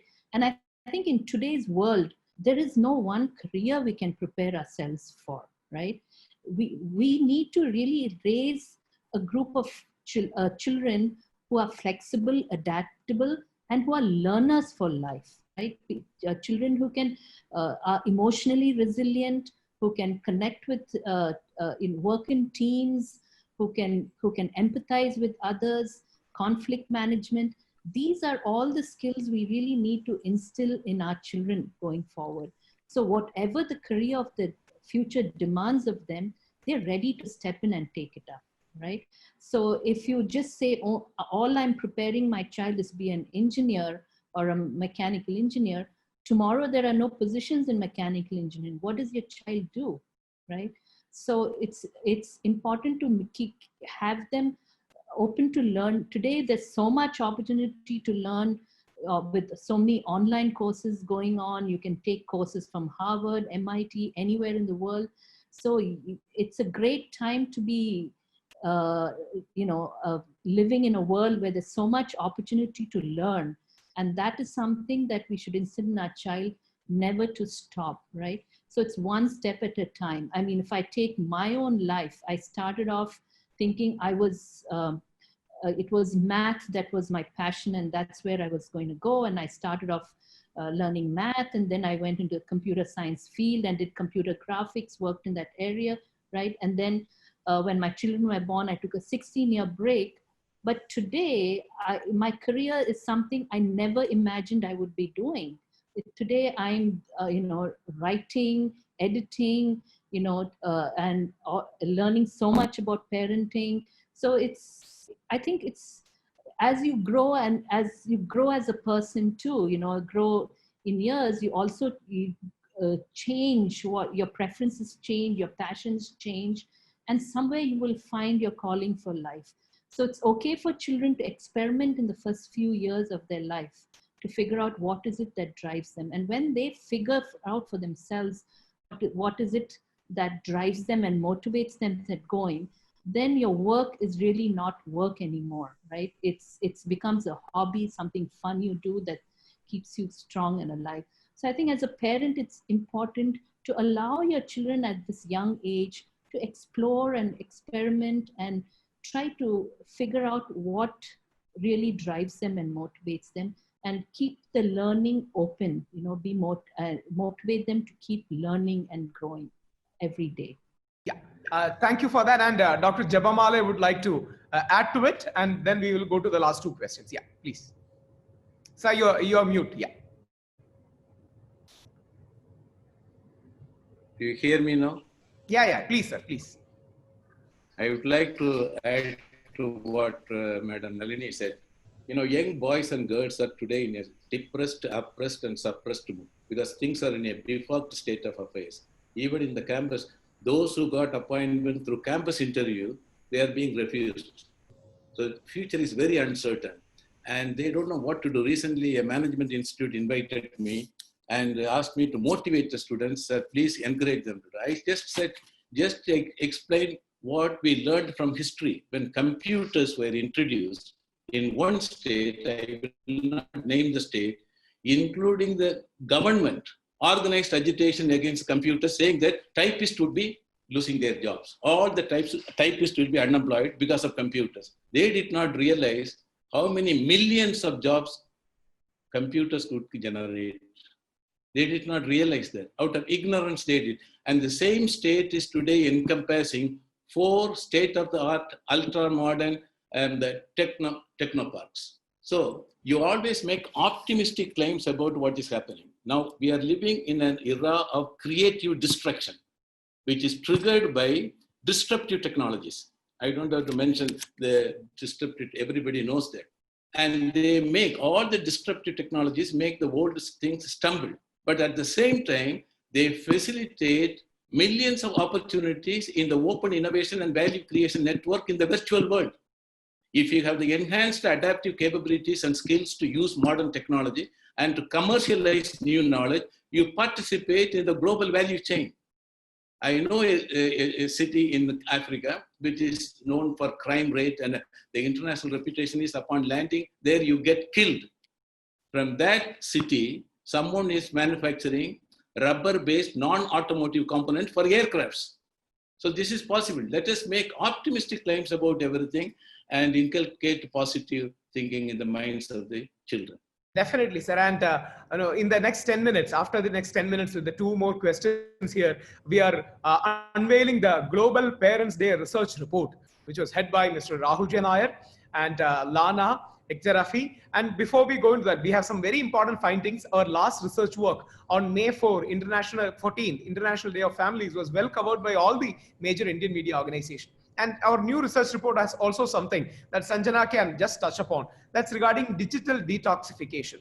We all know e-learning is important. We all know internet is important. We all know digital world is important. But are not our kids spending too much on screen times, too much on mobiles, too much on YouTubes? If you can briefly touch upon digital detoxification, which is as important as physical detoxification now. Sanjana, your time, please. Sure. It's just that parents don't have much time for children because most of the parents are working parents, or even if they are not, they are consumed with their day-to-day affairs. So what happens is that they don't get to spend quality time. And to keep them busy, what they normally do is let them do what they want, which is either hand them a phone. And I've seen this all the time. They pretty much give a phone to the child and say, go sit with the phone somewhere. If they have to have a conversation, you do that too. Yes, see, I see a lot of parents do that. And I tell them, please do not, because that's what's getting them addicted. And this addiction is something that you cannot stop at a later stage, because once even a little kid who's a year and a half, I've seen the kid go and, play with it or get into games that they can, or some music that they can play on that. But the problem is the addiction is always this, the phone, the cell phone, and then it, upgrades to the laptop or the computer, and the video games that are being that they get hooked onto are dangerous. And I've just been doing a lot of work on that, trying to make the kids understand. And I think I answered somebody as well. Yeah. How do you as a parent get them off that, get them involved in real activities like we did as kids? I don't know how many of you did, but playing, punching and jumping, doing real life stuff, sports, music, swimming. These are things which you could actually get your kids away from phones, internet, and unwanted usage of, and of course getting them detox, not just in the mind but also bodily. So I think that's the easiest way to get them off. And Sanjana, rather than punching and playing on the field, right now many of us, all we do is trolling on internet. I mean, that has become the major punching. Totally. Yeah. But something, even at home, not just to the parents, but as far as the kids go, get them involved in physical activities. Even if there are just steps, you can get games that you can have them get involved with. Painting. I've been getting my niece to do painting, and I appreciate her paintings, and I'm trying to get her involved with farming. In fact, I told her to have her pet plants. In fact, on June 5th for World Environment Day, we're doing a huge campaign getting kids to have a pet plant, potting and getting a pet plant. And I said, do your selfie with a pet plant. These are the real activities where you want them to get their hands dirty in the mud, realize that, back to nature, back to reality. I think we grew up with that, and I think they should too. Absolutely. The last 2 questions, we are going for a very tight schedule. We will end with the ever eminent Dr. Merlin Mays, because whenever we speak about career development, Merlin Face comes. She literally is the face of it. And we will end with the question. There were many questions to her. But before that, Lakshmi, work from home is almost the new order of the day. The work from home is very important. But when you have kids, how efficient is work from home? And especially in the modern IT companies, modern industry, right now my wife's name is Deepa. She used to work for 8 hours in office. She is right now working 12 hours in my home. And she is, my son is not getting enough of her, and the whole family suffers. So how do you have that work-life balance, especially working from home and also managing kids? Actually, Rahul, work from home is the most misinterpreted or misjudged way of working. To be frank, like when you go to office, you just need to swipe in, work for 8 hours, and then come back. You won't have that guilt feeling whether I have given my 100% or not, to be frank. But when you work from home, you feel that you are given a privilege. So why don't you just invest your 200% in that, and you end up working on weekend? This is what I used to do. But over time, I have realized that when you work from home and you have kids around, just try to allocate correct time. Like you should decide how much time you need to spend with your child. And I believe that you won't be in front of camera 24/7, and you should learn the art of working with kids around. Okay, you must know what to ignore and what not to, and let them do their work. Let treat them as an individual, assign them tasks, just like Sanjana said. They can do painting or whatever they want, but you can finish your work. And what I do is like they take this afternoon nap or evening nap. At that time, I'll work, and I inform my employer in advance that these are the times I will be working. So please be flexible with that. I'm actually confident on my skills, and I believe that employer can also be flexible on that part. And luckily, it has been happening with me, and I haven't lost any fancy jobs. And to be frank, with this attitude of mine, it actually helps the employer as well as me, because there won't be sudden termination from their end or sudden resignation from my end. I keep everything transparent, and work from home is actually practical. 7 years, I'm telling you. Now people are actually facing it, and I hope that people understand how it is. But it is a practical thing, and people can work from home, and it's a good option. And at times, if you want to go to office, maybe after this COVID thing subsides, you can even try for that. But it actually works. Yeah, and our time for this session is almost going to end, and I would like to end that with Dr. Merlin Mays. Ma'am, post-COVID and pre-COVID, maybe our kids and grandparents are going to study the world in such a way that there was a pre-COVID world and there was a post-COVID world. Perhaps after Second World War, such large-scale change across the world, almost in uniformity, has never been there. So post-COVID world, the career, the job security, economy are all going to change. How do parents and children cope with that? And what are one or two important points they should take care for a post-COVID world? I'd like to answer that question with a tip. And I want to thank all of the panelists today. It's been very informative. I think everyone will agree with the tip that I'd like to give you. One thing parents can do is to encourage their children to do what we call in the career field informational interviews. If you can interview somebody who's working in the field, they will know what's happening. The question about what's happening next after COVID, the best person to answer that is somebody in the field that you want to go into. So if you, as a parent, have a friend, an adult friend who's working in a field, or maybe a family member, you can help your child, even a young child, to make contact with that adult and begin talking to them about what it's like to work in that field and what the changes are. And that will help the child to become prepared. And then you can talk to the child about what they learned, and you can learn too. So it's a great way to work together with your child. And as the children get older, of course, they're going to want to expand their networks and talk to other adults that may not be part of the family. But it's really important if they can stay up on the field by talking to people who are actually working in the field. That's where you're going to get the most accurate and up-to-date information. And teaching them to be brave enough to go out and talk to a stranger. That's an important life skill. And you can help them with that and then take an interest in what they're learning. And that way help them to guide them in interpreting the information that they're getting from these strangers that they're interviewing. That's my tip for today. Thank you so much. It has been a wonderful panel. I had the great privilege to be in many channel discussions, and as a socially concerned person too. But I was never been a part of such a rich panel. It was a great experience. People across the world. We had eminent people from different nations, different fields contributing. It was a absolutely great and fabulous panel discussion. I'm absolutely sure all the parents who joined through Zoom, they are more professionals and parents, and our Lifology platform for many students. Then the Dubai schools joined. They have all been enriched by it, and we have we have 20 more minutes of the session. Lana Eksharafi and Rahul Chennai, who spearheaded the Global Parent Day research, will be presenting their report, and some questions can be taken from parents. And then Mr. Praveen Parameshwar will be giving a concluding note. So for 20 more minutes. Thank you.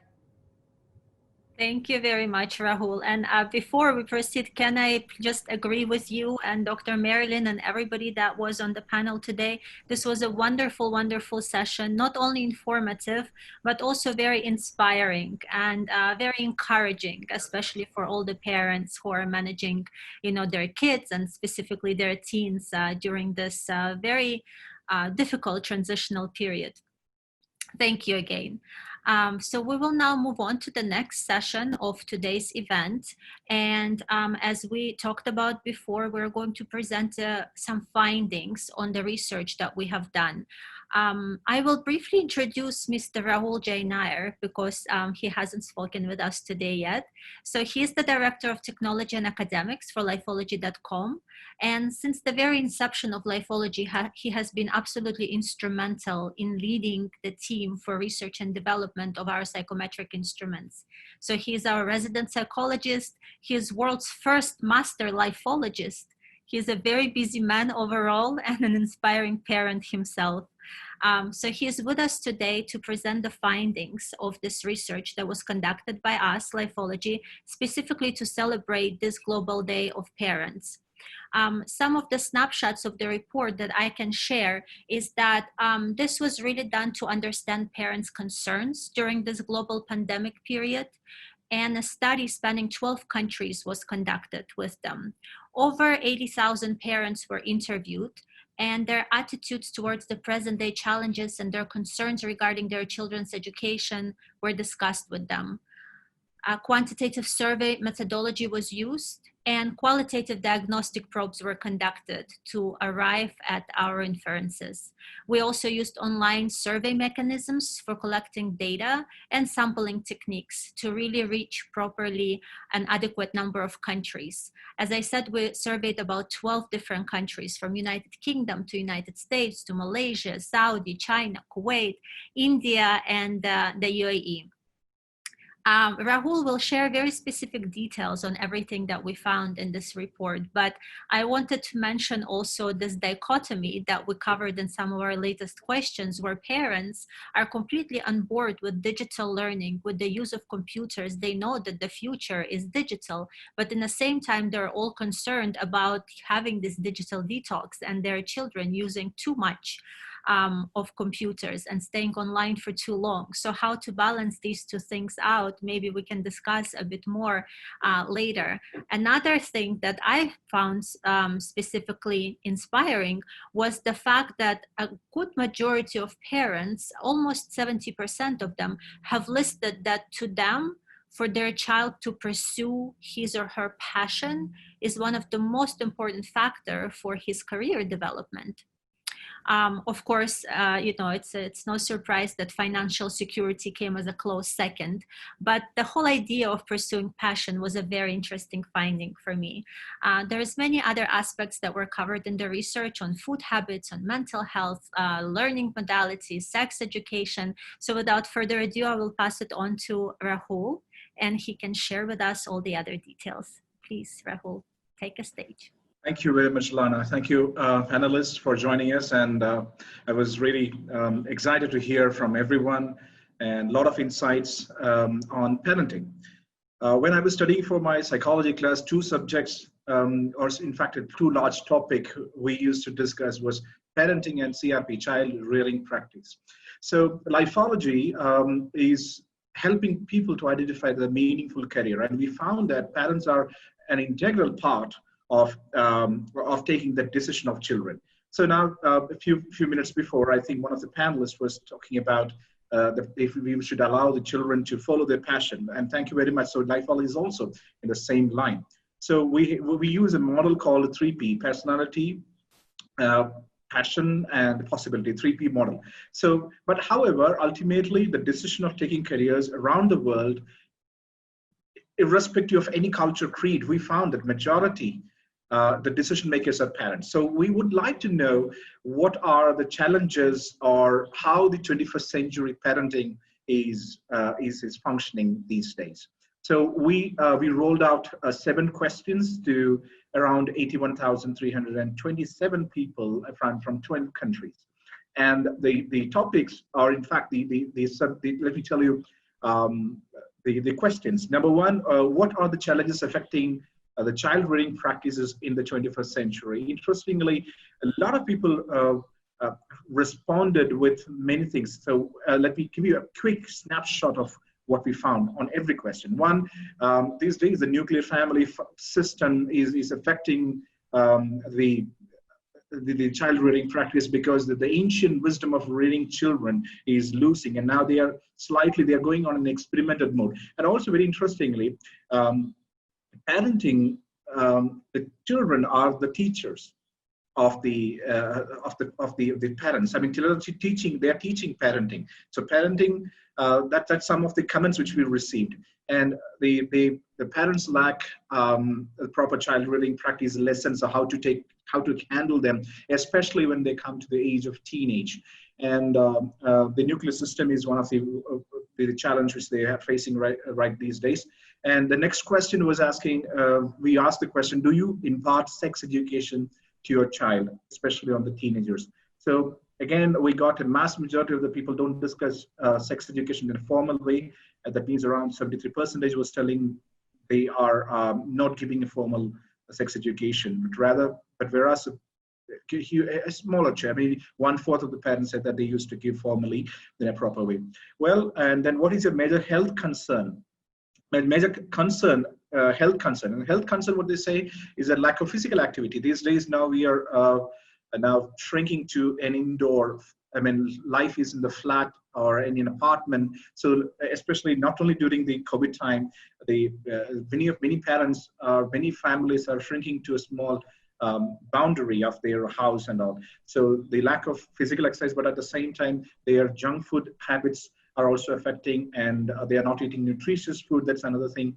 And a similar kind of lack of exercise, physical activity was the outcome which we received. And another question was, what do you think affects the child's mental wellness the most? So very interestingly, majority of the parents said that the family, the environment within the family gives the foundation for the child's mental health.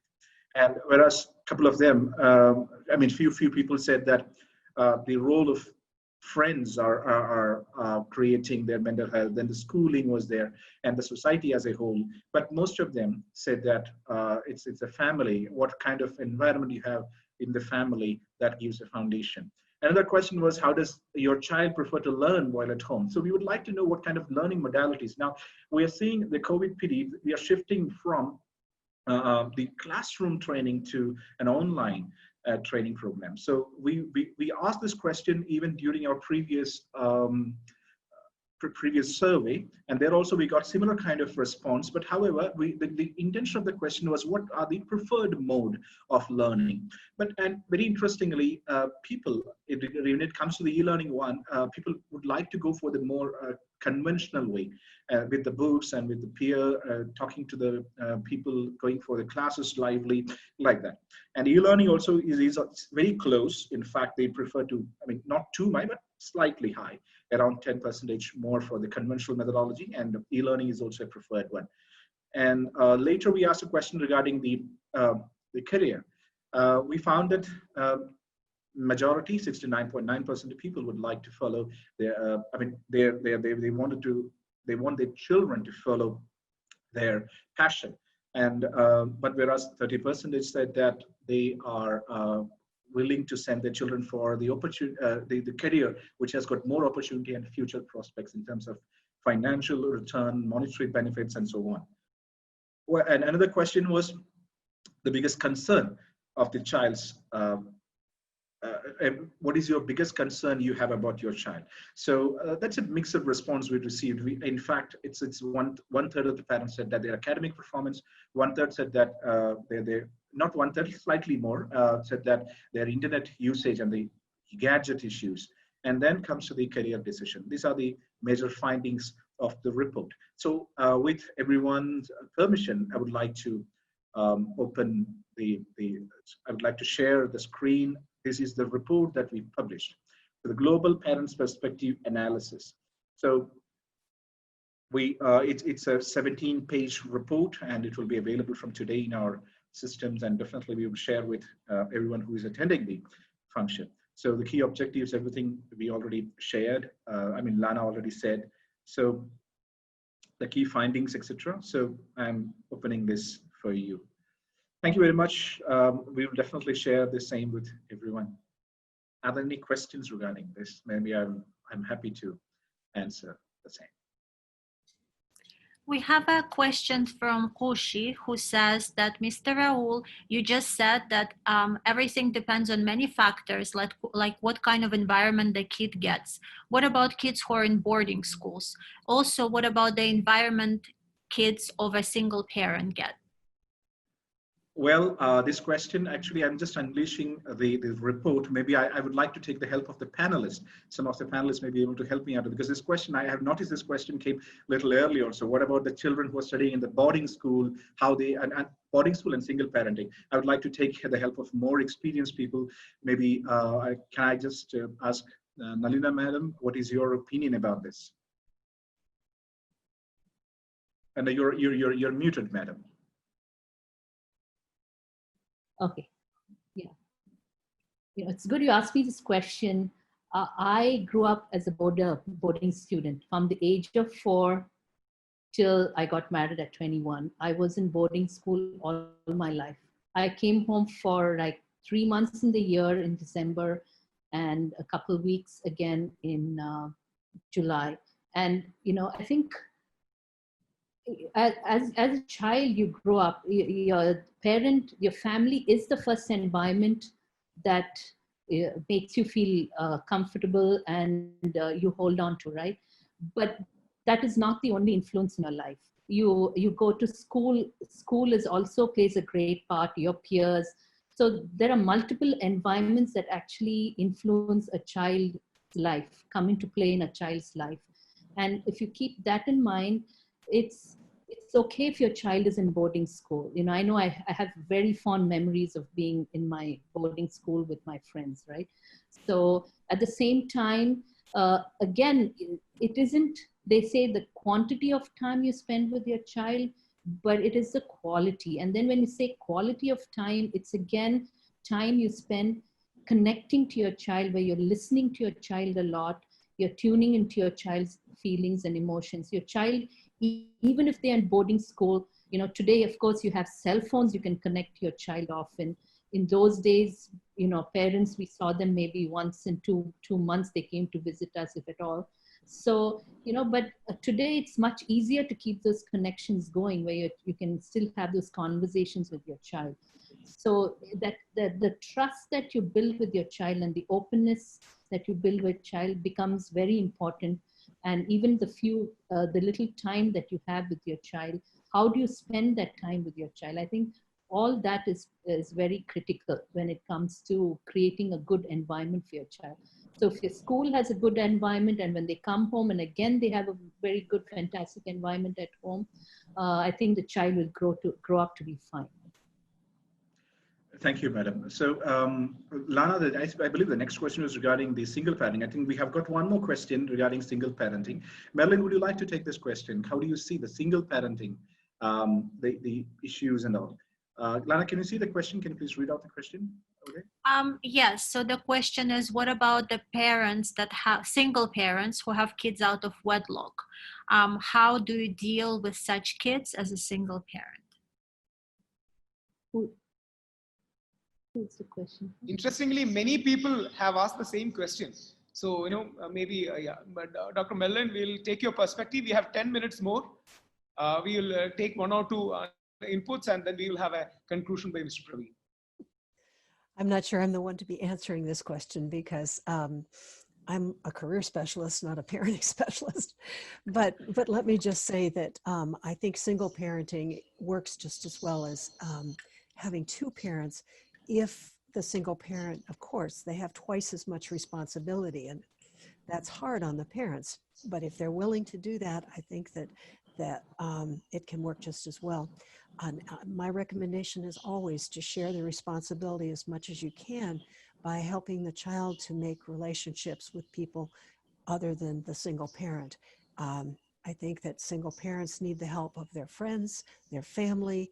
They need the help of other people in the child's life who are willing to make a relationship with the child and help the child to grow too, just to give them a break, because you know, they have a life too. Let me turn it over to someone who has more experience with single parents. Thank you, Dr. Marilyn. There was another question that I saw earlier today that put a smile on my face, and maybe somebody would like to answer it. The question was, how do I measure myself as a parent? Am I a better parent by the quality of the relationship that I have with my child, or how effectively I control my child and his accomplishments?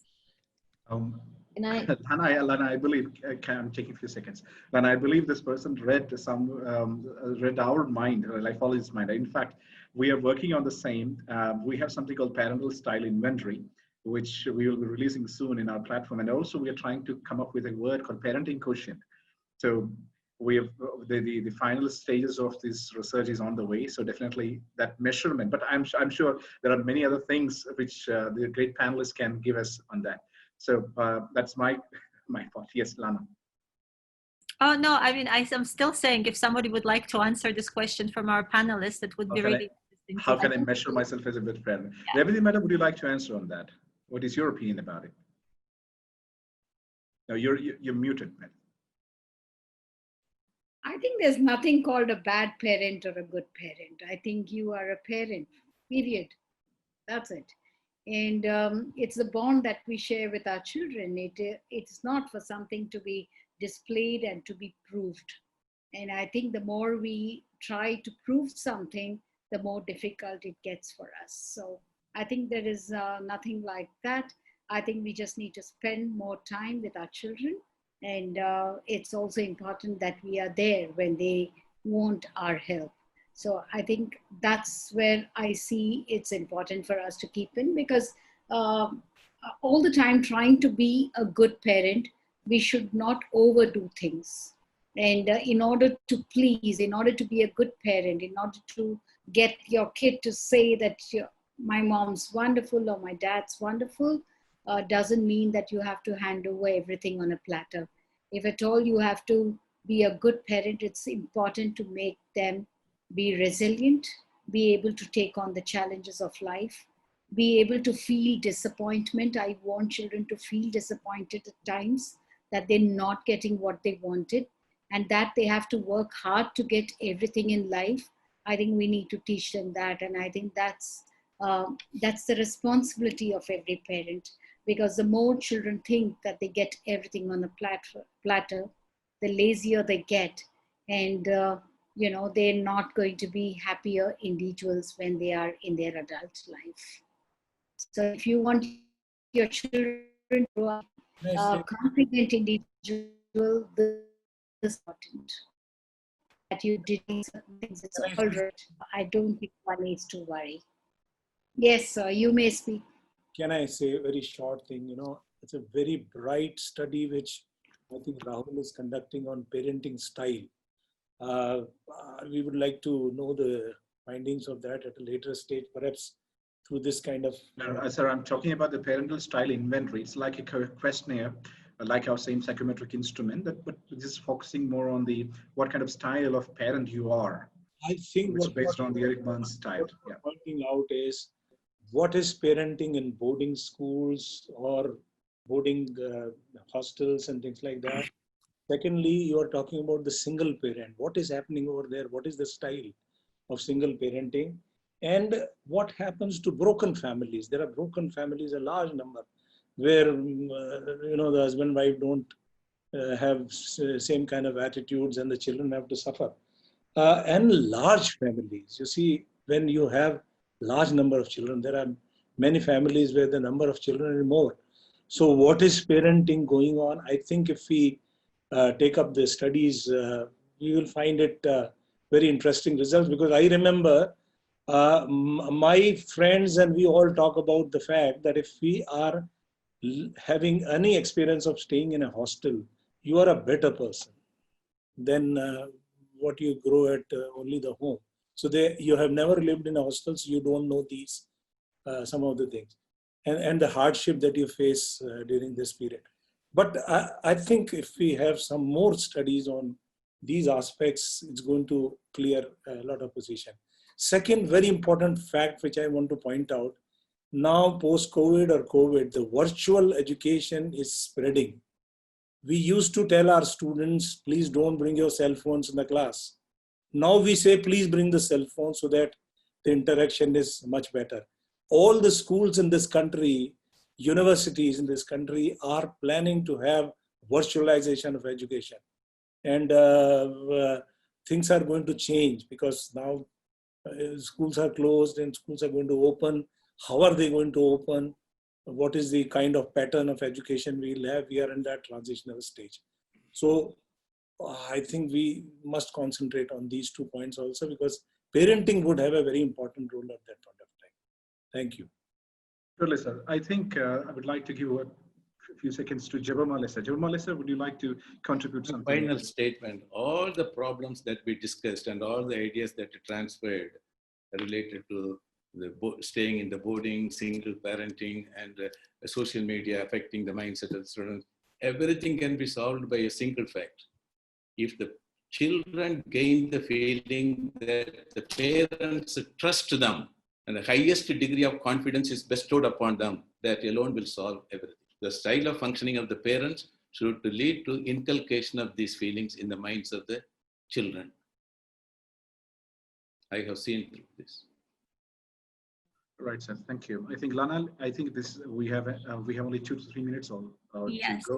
Our session together is coming to an end, and I would like to again thank everybody and pass it over for closing remarks. But before I do, I want to do something naughty, and I want to put our CEO on the spot a little bit, who is going to give us our closing remarks. There is one other question that went unanswered that was asked earlier today, and I would like to ask Mr. Praveen Parameswar to actually answer it in his closing remarks. And the question is from Amar Life at Tech, and he asked, how can parents predict the sectors and industries which are going to grow and prosper and that have the best future? And what are the indicators for parents to identify early traits in their child?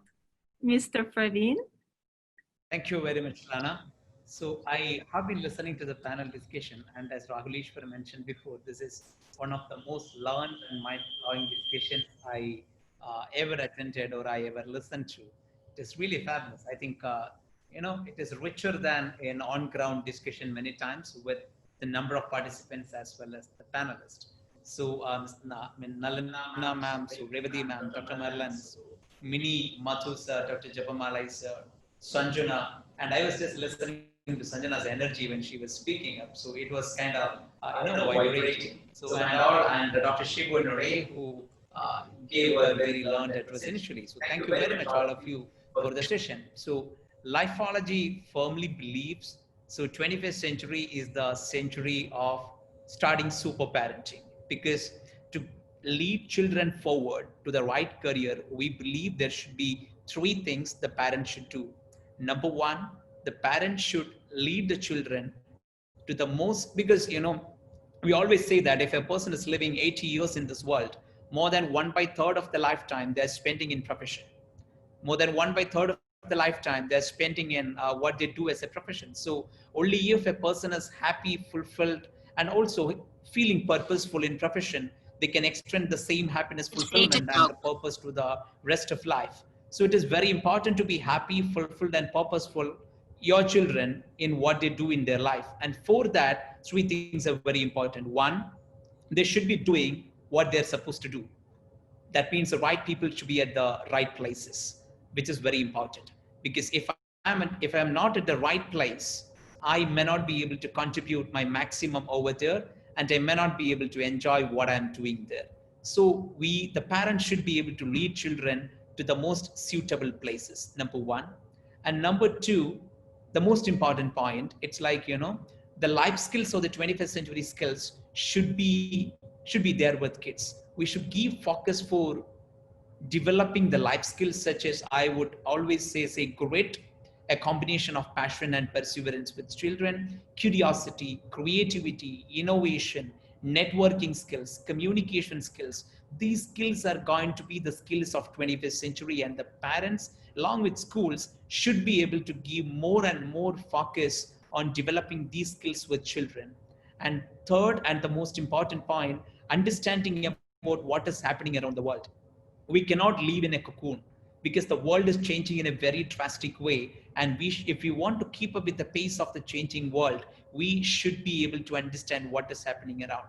So understanding ourselves, understanding the world around, and developing the 21st century skills. And also on top of all this, allowing our kids to follow their passion with proper guidance. So this is very, very important for this should be the responsibility of every parents in the 21st century.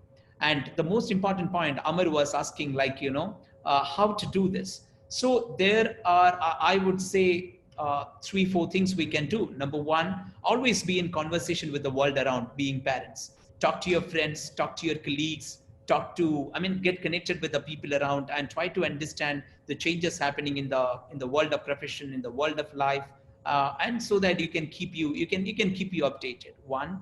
Second, you yourself should be a great learner. Every parent should be a great learner if we want to teach, and if we want to guide, and if we want to coach our kids. So we should be great learners. And of course, we should be good professionals, because being a professional, the mom or dad would be able to lead children in a better way than understanding what is happening in professions. So to support this, I would say that means support parents to understand about the changes happening in the world, support them to understand about their kids, and support them to get connected with the world of coaches, mentors, educators, teachers. So Lifology is taking up a mission to launch a super parent ecosystem. And our super parent ecosystem will be having a Lifology magazine exclusively talking about the career, the changes happening in the world of career, a Lifology magazine, a Lifology TV, which is coming up with interesting videos on different career, and then Lifology Hub, whereas every parent can ask any question related to the development of their child, especially in career education. So, and our expert will be there to answer, and other parents will also be there to answer. So we are building up a community there. And then Lifology Connect, a WhatsApp system, which is giving continuous alerts to kids and parents about the changes happening in education, career, and rest part of the world. And then the Lifology digital community, whereas parents get access to psychometric assessments to understand the great learning style, career preferences, and the 21st century competencies of children, the development lessons through videos, and also the lessons about the new age career options courses and universities around the world. So precisely a combination of 5 elements: Lifology magazine, TV, Lifology Hub, so the Lifology Connect, and the Lifology digital platform. We are launching Lifology super parent ecosystem. We believe, starting from this panel discussion, starting from this conclave, Lifology can play a humble role in enabling super parenting in this world. And we really wish to get all of your support in our journey forward as well. So as I said before, it was a fabulous discussion. So Nalina ma'am, Revati ma'am, Dr. Marilyn, so Mini, Mathu sir, Jabamalai sir, Sanjana, Dr. Shibu and Ray, great to get connected with all of you. And every participant who joined us through the Zoom platform, through the YouTube live, and the Facebook streaming, and also more than that through the Lifology platform. Thank you very much for them as well. And Lana, Rahul, great hosting. And Rahul, the report was fabulous. I think we will be sharing the report with all of you and with all our students and parents as well. That will be really good. And Dr. Mellon, thank you very much for joining us from US in this early morning. Thank you very much, all of you. And so we will be connected, and we Day. wish to get your support in enabling Indian parents and the global parents to be super parents. Thank you very much. Thanks to the organizers. Give them a big hand. They have done a good job. Thank you. Oh, thank you, Praveen. Thank you, Rahul. And thank you. I think you can unmute yourself and clap then. I don't know how many people are involved. Oh. We can unmute ourselves and do a clap together. Okay. Yay. Very nice, very nice. Thank you. Thank you very much. Bye-bye, everyone. Bye-bye. Bye-bye.